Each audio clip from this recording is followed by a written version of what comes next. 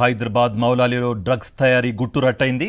MS ల్యాబ్లో 17 కోట్ల విలువైన డ్రగ్స్ సీజ్ చేశారు అధికారులు. 60 కిలోల ముడిసరుకు స్వాధీనం చేసుకున్నారు పోలీసులు.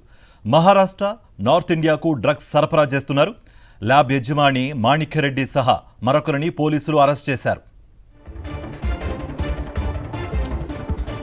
ఇదే అంశానికి సంబంధించి మరింత సమాచారం మా ప్రతినిధి రవిచంద్ర అందిస్తారు. రవిచంద్ర, ఎంతకాలంగా సాగుతోంది ఈ డ్రగ్స్ తయారీ? ఎవరెవరికి సప్లై చేశారు? పోలీసులు ఏం చెప్తున్నారు?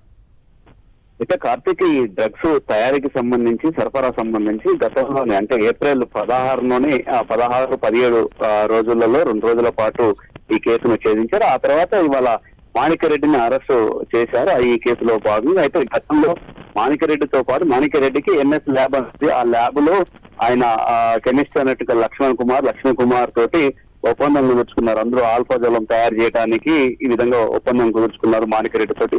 అయితే గతంలో లక్ష్మీ కుమార్ ని అదుపులో తీసుకొని విచారణ చేయడం, ఆ తర్వాత అప్పుడు పరారులో ఉన్న మాణిక్యరెడ్డిని వాళ్ళ అదుపులో తీసుకొని విచారించారు. ఇందులో పూర్తి స్థాయిలో ఈ విధంగా మౌలాలి కేంద్రంగా ఈ ఎంఎస్ ల్యాబ్ లో ఆల్ఫాజలం తయారు చేసేసి అటు మహారాష్ట్ర కావచ్చు, నార్త్ ఇండియాకు సరఫరా చేస్తున్నారు.